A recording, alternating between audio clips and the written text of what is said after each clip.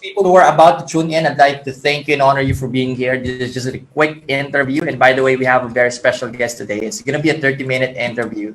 And what we're going to talk about is how this very inspiring 24-year-old young man from a call center agent now about to crack his first six-figure amount of income through online coaching. Let's go, brother! Have you ever wondered if meron pang mas exciting na buhay kaysa sa boring 9-to-5 job? Pinapangarap mo bang mag-travel around the world, earn your dream income, and just enjoying life? I'm MJ Aguilar and I've attained that freedom.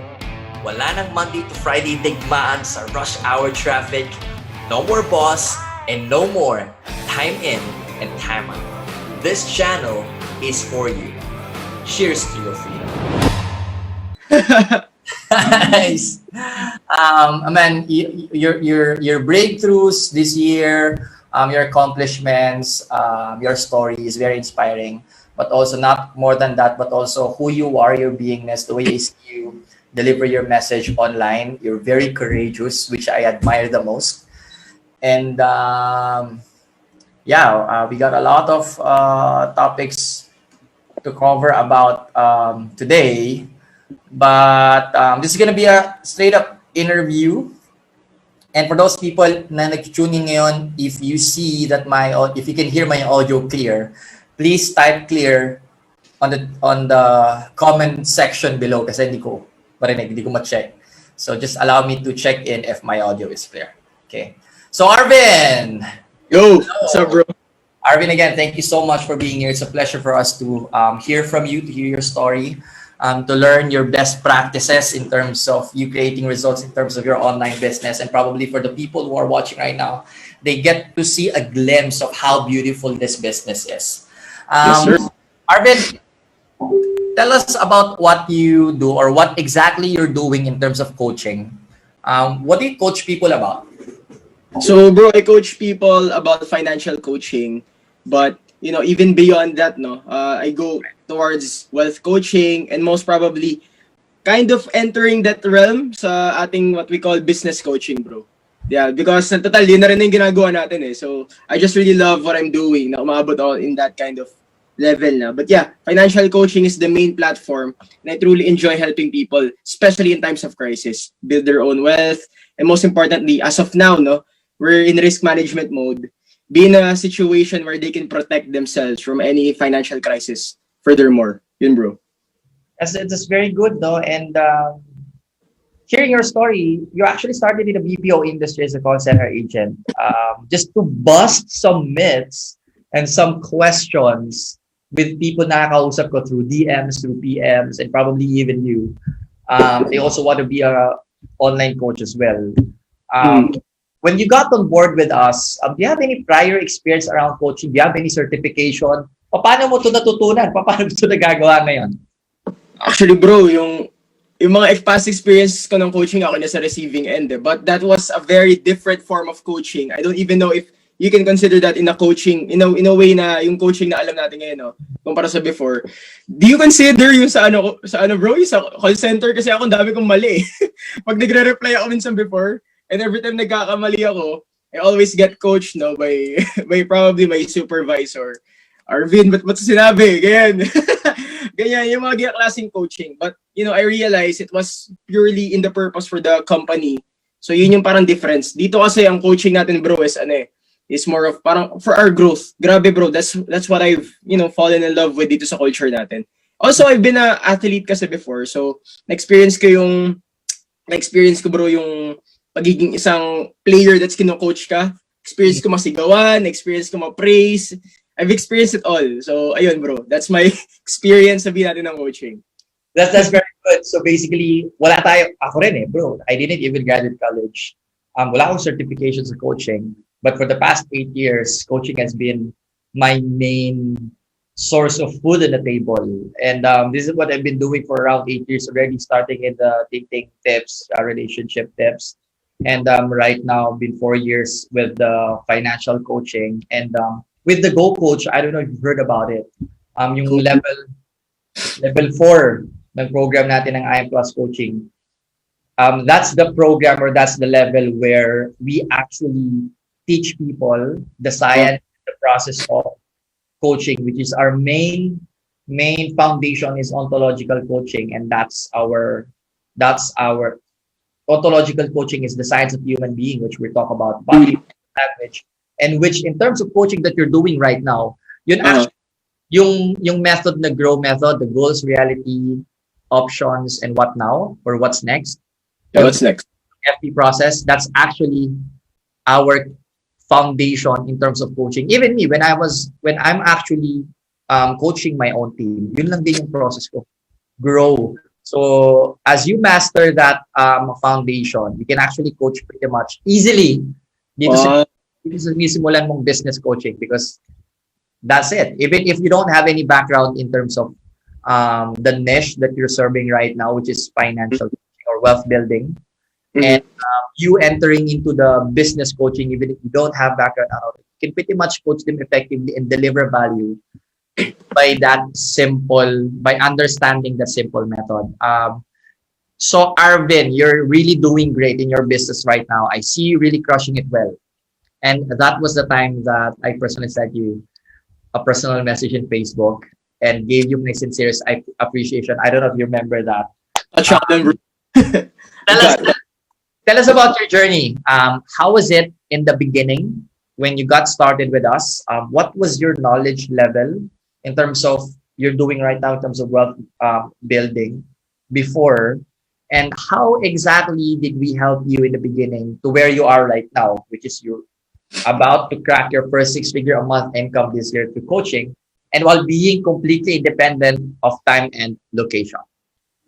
Ako bro, that time, kasi last year, nung, to be more specific, umalis ako sa aking BPO work, sa aking pagiging call center agent, nung around before April 2019. So it was pretty much before I turned 23. So nung time na yun bro, wala talagang work, but during January kasi nag-reach out ako dun sa friend ko, kay Coach Jason. Tapos yun ang sabi ko, na intriga ako, sabi ko, what are you doing bro? Kasi parang before lang, pareho lang kaming call center agent, like literally the same company.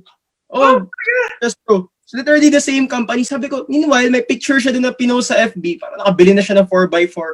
Sabi ko, anong ginagawa nito tao na to? Agawa mo, bro. So, ako, knowing na he is actually my very first friend here in Davao. Lumipat kami 11 years ago. Oh, Ka-village ko lang rin siya. Nag-reach out ako sa kanya. Sabi ko, anong ginagawa mo ngayon, bro? And then, of course, nasingit niya na about the stock market. Eh, alam mo na eh, diba? Singit niya na yung mga ganyan. Tapos ako sabi ko, okay, it's very intriguing. So, sabi niya, punta daw kami dyan sa office. Punta ako doon. And then, nag-usap kami. And then, finally, parang, ako na-figure out ko na kung saan to papunta. But I'm a person who's very open into other opportunities, especially when nung time kasi na yun, wala talaga bro, I was zeroed in, walang ibang opportunities, wala namang kumukuha sa akin na that time na mga bangko, even though I'm a finance graduate, parang kami ni EJ ng course. So, ayun bro, parang sabi ko, you know what, I need this opportunity. And total, nagustuhan ko rin naman, when I went in the culture check, nagustuhan ko yung mga bro, yung sabihin natin yung vibe ng mga tao, everyone was very welcoming, everyone respected you. Kahit ako yung porma ko bro, nakakatawa lang. Kasi even though marunong ako pumorma, yung porma ko bro, medyo street style eh. Sira, naka-suit, ang ganda tingnan eh. So ako bro, sabi ko, what the hell am I doing? But then, but just opened my mind, unti-unti, and nakikinig ako sa kanila. They started mentioning Coach Ras. So shout out kay Coach Ras, diba? But ito yung nakakatawa bro, because that time, masyado silang, ang ganda talaga ng pagka-mention nila about kay Coach Ras. Like sabi ko, mabot na ng spark na sa isip, sino ba ng tao na to? I even thought na foreigner siya. Akala ko is some person na parang may-ari ng buong FWD or what. Sabi ko, sino ba to, di ba? And then, I was very excited kasi the next month nung mga bandang May ata, I forgot eh. Basta meron daw siyang about something consciousness na seminar dito sa Davao. I was so excited. Consciousness yun bro, naalala ko yun last year. Ayun. So, I forgot the date, no? Pero, ayun, sabi ko, okay, pupunta talaga ako nito. Sino ba kasi sa tao na to, eh, diba? Free lang naman. I was in training, ganyan. So, I was, go, punta ako niyan. And yung narinig ko siya magsalita, doon ko lang na-realize, bro, sabi ko, this is for me. Okay, Nice. this is for me. Bakit? Kasi he doesn't talk so much about business. He talks so much on what makes you a great person for business. Who wants to build a great business, no? Kasi maraming tao ngayon, they're in it for the money. And, I Right. started realizing, this is not gonna be for you. If ang goal mo lang talaga sa world ng entrepreneurship is only about money, you're not gonna go too far. When you get your target money, di ba? Sabi nila, mag-set ka doon ng target. When you get your 2 million or 3 million na tina-target mo, usually from there, you start plateauing and pababa ka na ng pababa. He never talked about money once, bro, si Coach Russ. He always talked about getting into your next level. And dun talaga ako na-in-love sa, sa system natin. And the fact na yung A-Quest, okay, ganun talaga yung pagka-structure niya talaga mismo. Okay, it even made me very certain na sabi ko, talagang para sa akin to. I love growth. So, I can only put money secondary kasi syempre I have to put myself first. I don't wanna be, sabi ko nga, di ba sa caption, I'm not a slave to money, but I will always be a servant to my purpose. So, ayun bro, from there, nagustuhan ko talaga yung coaching. It taught me so much how to become my next level kind of person. And from there bro, dire-diretso na eh. I started realizing I can break through yung mga iba't ibang barriers in my path. And then, wala. Dire-diretso na bro. Talagang, I did not even realize that I already had momentum. Usually, ma-realize mo may momentum ka na sa gitna ka na eh. And you're just enjoying. And, ayun, lalo na ako nagko-connect, even got, connected to you and other like-minded individuals who's already in the next level na gusto ko mapuntahan. And it was totally the biggest blessing na makuha ko because it wasn't always about money, but it was always pushing me towards my next level in a very weird way na napaka-gandang way, even if weird siya. So, that's my journey, bro. For me, ito na, nag-usap na tayo. Oh, Totally excited. this is getting interesting, man. Thank you so much for just sharing. Just sharing. I mean, I'm curious, no? You mentioned earlier na you're attracted with the culture and that we have in our organization, and you're attracted also with the coaching. And more than that, your main motivation that time is growth. And you being a trainee that time or an applicant that time, you already have that kind of awareness. I'm curious, how did you get that level of awareness na growth yung priority mo, money is just secondary, or money will just follow as long as you add value to a lot of people? How did you get that kind of awareness when you were starting? Okay, believe it or not, bro, I already that was my way of thinking. That was my pattern of thinking. Even as a 13-year-old, parang Nice. ganoon ako mag-isip. Bakit? Because I grew up, as an underdog. I would consider myself as an underdog in a lot of areas. So I enjoyed basketball before, but I realized I'm a shorter guy. I can't compete if ang skill level ko lang is just the same skill level as with everyone. I have to outwork them at some point. So I realized ko ang sa akin ang only leverage ko lang is growth. If I'd stay the same, kakainin ako ng buhay. So ayun, I had that when I was 13 and na-realize ko, ang skills mo naman sa basketball, probably hindi mo ma-transfer in anything else eh. Kasi dun lang siya eh. But the mindset that you had, the approach that you had, the mental power, the mental approach that you had, pwede mo siya ma-transfer anywhere. Diba? Pwede mo siya itapon sa real estate, pwede mo siya itapon dito sa industry na to. You can do e-commerce and when that's your way of thinking. Na gusto mo talaga, you're always hungry to learn for more. You're always hungry to get to your next level. Ibang klaseng, siya bro, ibang klaseng power. And it's a different kind of leverage na talaga magpupush sa'yo sa next level mo. So usually bro, I just love the challenge. Even though yung nag-start yung pandemic, yun na nga yung ikinaka-proud ko. I should have shared a while ago na nag-start yung pandemic, dun ko talaga nahatak yung business ko pataas. And I expected that. Sabi ko, you know what? Na. Kasi ako bro, may ligaw magsalita. Diba? May sinasabi tayong walk your talk, some people don't walk their talk, ganyan. Eh ako may ligaw magsalita eh. And I kept saying this before. Sabi ko talaga, even last year, nung wala pa talaga ako, when I had zero, when I had nothing, sabi ko, when I find this opportunity, na kailangan na talaga mag-step up, when everyone's going to be, staying here because it's going to be a lot of excuses na, when may pandemic, ganito, ganyan. Okay, I'm gonna be the one person, or at least I'm gonna be one of the very rare and few people who's going to take the next level, take it to the next level. Talaga makikita nila, I back my talk. So ayun bro, yung nakita ko yung nag-start yung pandemic, na-realize ko I had to enter to my next level and it was the most stressful time of the year for me. Probably the most stressful year ever in my life, but it was the best one. It was the worst. It was the most worth it sa lahat-lahat bro. Doon ko na-realize Doon ko na kilala sarili ko lalo. It was, kung ano yung binigay sa akin ni Coach Ras, that's when I started gathering my whole consciousness. Parang na-realize ko, okay, this is for me and this is who I am. This is Arvin Jo. So, nothing short of exceptional. That's what I aim for. Always being exceptional. So, that's very well said, man. Tama ka to. Nag-iok sinabi mo, no? We cannot bring our basketball skills into any other different field. But the mindset, the way you think, your character, who you are, you can bring it to in any industry, in any ventures that you do. Can be in sports, can be in business, can be in entrepreneurship, or even in any kind of vehicle that you will get yourself into. Ang ganda ng sinabi mo, bro. Now it just made me realize that we cannot just use coaching or learn coaching for the purposes of building a business and making money, but also coaching is also a very valuable skill for us to know how to coach ourselves properly so that we can continuously move ourselves to our next level. Thank you for sharing, Arvin. But in terms of the business that you do right now, in terms of coaching, how are you making money?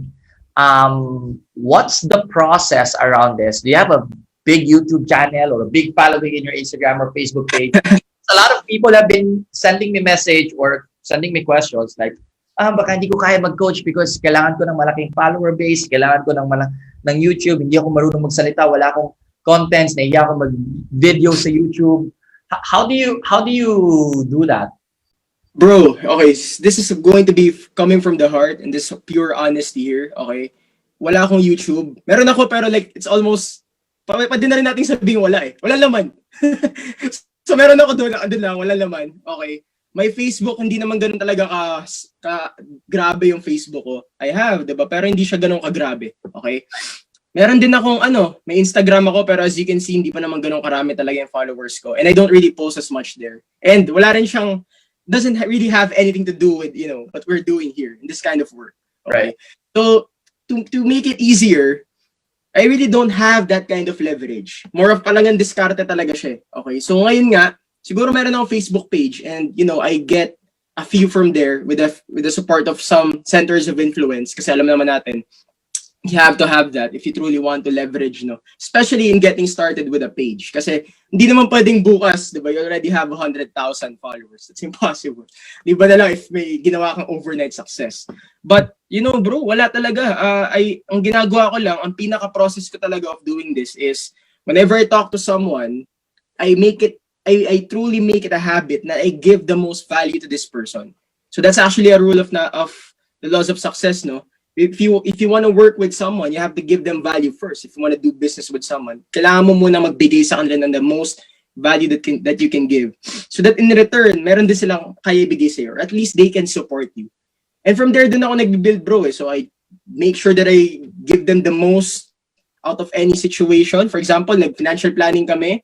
Good, bibigay ko talaga sa kanila and then they start referring people. Now I have 3. May 3 referral na. I start doing the same, 'di ba? So syempre, bibigay ko na naman sa kanila. Meron na naman 3 each. Now ngayon 9 na.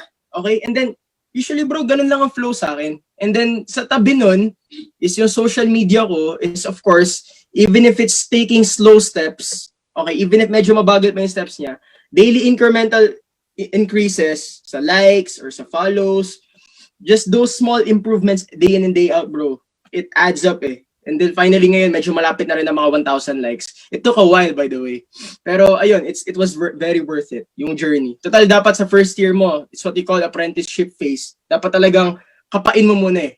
Do whatever you have, diba? So, ayun bro, that was actually my way. And of course ngayon, with the resurgence of social media, nakakapag-leverage naman at some point. Minsan nagugulat na lang, may nagre-reach out sa akin, uy, ganyan, sige, tara, set tayo. Ganyan. So, ayun bro, my game. What amazed me the most in terms of your share, what's your process around getting clients is hindi ka talaga meaning it doesn't, you don't need a big following or a big brand in order for you to almost crack your 6-figure income into the business. It started with manual lead gen, which is approaching people, and second, adding value to them. But more than that, you develop yourself to be the best in class, top of mind in terms of the niche and in terms of the skill that you're serving or that you're giving to people. I'm curious, no? You started serving or coaching people in terms of wealth building. But are you expert before when you were starting in wealth building, or natutunan mo lang din siya along the way? You're just 2, 3 steps ahead of the average people, and ngayon mo lang din talaga siya natututunan while you're doing it. It's kind of like learning by doing it. What's your background around that before when you were just a beginner? So, ako bro, like I said kanina, before I had a degree in finance. And even though yung sa finance naman kasi, it's more of personal talaga eh. More of personal naman talaga. Magagamit mo na siya sa sarili mo. But then, ang na-realize ko kasi, I had a desire. I really wanted to be something of great value here in this industry. And as with anything na ginagawa ko. So of course, kailangan magsimula sa sarili mo.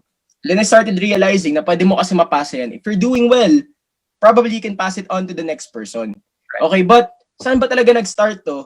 Bro, even yung call center days ko, I was a voracious reader. Matagal na talaga akong voracious reader. Mahilig talaga ako matuto ng mga bagong bagay. And even the things na talagang minsan mapapatanong ka na lang na Arvin, seryoso, pati pala tayo na aral mo. Yeah, I mean, you can always learn something new every day, but naman hindi, di ba? So, yung time na yun, bro, I was reading kay Tony Robbins, nung parang Unshakable niya that time. Meron din ako nung, halos kompleto ko yung books niya, meron pa about money. And I made it a promise to myself that every day, even before, bro, wala pa ako sa eQuest, I made it a promise that every day I'm going to devote at least 2 or 3 hours of my time just growing myself in all of these areas. And then of course, apply ko siya. I don't really want to take things na parang nandito lang siya sa isip ko for quite some time kasi mag-a-add up yan eh. There's going to be analysis paralysis. And hindi na ako makaka-take action. I take action immediately, and regardless of the result, I learn from that result and I make sure that it never happens again if ever naging pangit yung outcome na yun. And if ever maganda naman siya, I make sure na mauulit siya. And it becomes consistent kasi consistency is very important. But yeah, that's pretty much my background, bro, nung kung paano ko nakuha tong wealth building stage. So nung dumating na siya sa akin, tinuturuan na ako, yung nagustuhan ko dun, bro, is nagkaroon ako ng structure. Yeah, exactly, structure. Kasi ang dami na noon eh. Ito, pwede mo itong going approach. Ito na naman. Finally, ito, meron ng isa. So yun, I stuck with that. And from there, business took off. So yun. Right. I love your mindset, Arvin. So right now, you're based in Davao ba? Yes, bro. Yes, Davao. Nice. Tell us about maybe just to close this, maybe 2 to 3 questions more, no? What's your dream lifestyle look like? Say you wake up one morning in your dream country, wherever. How does your perfect day look? Okay, bro. So syempre, ito bro, I really had that. Meron ako talagang iniisip niyan eh. Yung parang what we call the perfect daily routine, no? Yung buong araw na talaga. So syempre, in the morning you wake up, 'di ba, with your beautiful girlfriend, ganyan. That's what I want, 'di ba? So, saan ka gigising? How does your dream house look like? Or what was your dream lifestyle look like? Ako bro, yung gigising ako ng ganyan. Syempre kasama yung maganda kong girlfriend. And of course, hindi ko man lang alam, no, exactly ano ba yung mental, sang country ba to? But I see myself yung parang nasa seaside eh. Yung mga parang nasa view mo sa, ano ba yun? Sa Italy, sa Monaco ba to or what? Grabe diba? Monaco. Grabe bro, high end talaga. But yeah, more of a mental picture ko nun, bro, is of course when I get up in the morning and I start doing all of those things. Hindi syempre nawawala yung mga ginagawa ko dun ngayon. Kasi if anything, bro, ang pinagkaibahan lang ng dream lifestyle ko tsaka ngayon is ngayon, 'di ba, syempre hindi ko pa siya nakuha, but I'm trying to embody my truth, my future truth na. Nice. So of course, after ko gumising, after ko probably still mag-workout pa rin ako kasi hindi ko talaga pwede i-let go yan. This is how I've built my mindset na maging ganito. And after that, I start delivering to my team, especially when that time comes. I'm probably a leader. I'm probably leading 100 or 200 or, maybe 1,000 people. Malay mo, bro, di ba? Of course, man. Doing all of those things. Tapos, kapag ginagawa ko na yun, okay, after that, I still meet up with my mastermind team. Na-inspire ako, by the way, bro, let me just share, no? Na-inspire ako ng mastermind kasi dito sa Davao, nagkakataon kasi sa isa sa mga pinaka-madalas kong pagstayan na coffee shop, regularly ko nakikita yung parang Davao Sports Club dito. And makikita mo talaga, there's like 15 cars outside na, sus bro, grabe ang gaganda. Sabi ko, you know what, this is very inspiring. I want to have my own team like this. So regardless, no, when I say mastermind, it doesn't have to be the same people from the same industry. If IT ka, go. If you're in the same league as I am, na ako talaga seryoso ako sa ginagawa ko, I plan to become the best. And yan din tayo, okay, you're here. Tara, sabay ka sa akin. And if ikaw naman, ito rin yung field mo, real estate ka, sure, go ahead. Ang gusto ko lang is to be surrounded by people who refuse to live a life by default. Di ba? Gusto ko talaga ng ganun, bro, eh. When people are going for excellence. Ganun. So, yeah, after ng mastermind, okay, uwi sa bahay, probably enjoy with my family, ganyan. But still, of course, kamustahin yung mga leaders kasi meron ka na leaders niyan, di ba? Yung mga gina-guide ka na yan, ayaw mo sila pabayaan. And at the end of the day, I just want to make sure that I did it my way and I gave it my all. I gave it my best. And of course, I got closer to my dream and to my dream vision and my mission. So, ayun bro medyo may hirap ipasa yung mental image sa lahat, no? But I have it crystal clear every morning pag gumigising ako. So ayun bro. Good, I perfectly saw it when you described that you're surrounded with people who have supercars, sports cars around. I also love that to be surrounded with space like that. Syempre, kahit sabihin nila na hindi na practical magkaroon ng sports car or supercars, dude, gusto ko pa rin yan. Feel mo yan eh. Gusto ko pa rin yan, not because I want that para ipagyabang, but because I deserve that kind of life. And diba? So, yeah, probably last question for you, Arvin. At your age right now, 24 years old, do you have a feeling like you'll still be doing what you're doing right now 5, 10, 20 years from now? Bro, if I crack 100 years old and kaya ko to gawin, I'll be doing this. Bakit? Because I'm serving my purpose. And my biggest fear in life, lahat naman tayo may fears, some people refuse to believe that, but we have fears, no? Ang biggest fear ko is of course not living up to my true calling. So if hindi ko na to gagawin, yun yung nakakatakot eh. Even if umuulan na ng pera, 'di ba? Every time may umuulan ng pera, 'di ba? Ang ganda, 'di ba? Pero you know, that's just the external side. Ang internal side ko is if I'm not living my truth, bro, ang sakit nun. And you know, it always end up questioning myself, ba't kaya ako gumising? Ba't natulog ako sa gabi? And hindi ko man lang pinush yung sarili ko for absolute excellence for that specific day. Hindi man lang ako nakatulong sa kahit sinong tao. Siguro kahit hindi siya sa business natin, di ba? But, you know, there's always a time na makakatulong ka sa kanila. Sometimes, mindset-wise, makakatulong ka na sa kanila. And if hindi ko ginagawa bro, hindi ko pleto araw. So, ayun. If I crack 100, 120, malay mo bro, if kaya pa natin, baka makagawa sila ng something na pwede tayong makapagpalas sa energy natin up to those years na kaya pa rin itong gawin. Why not? I'll do it. Ganun. That's very good, man. Thank you so much. I'm also inspired by this interview. Thank you for sharing your energy. Thank you for sharing who you are today. And I love to get to know you on a deeper level during this interview right now kasi ngayon lang naman talaga tayo nakapagkwentuhan on a deeper level like this. Of course, bro. Privilege for me to get to know you, to get in touch with you virtually, and looking forward to hang out with you more in the future. Sure. Magkita-kita tayo either in Davao or in here in Manila or wherever that is, probably in a different country, hopefully. Then if hindi pa tayo makabili ng sports car na matindi, mag-drive test muna tayo, di ba? Oh, bro, di ba? Ba't naman hindi? Right, so with that, Arvin, thank you so much for your time. And I'm just really rooting for you. Looking forward to see you break through more goals and more dreams for you. Thank you so much for your time today. Thank you, bro. My honor. Yeah.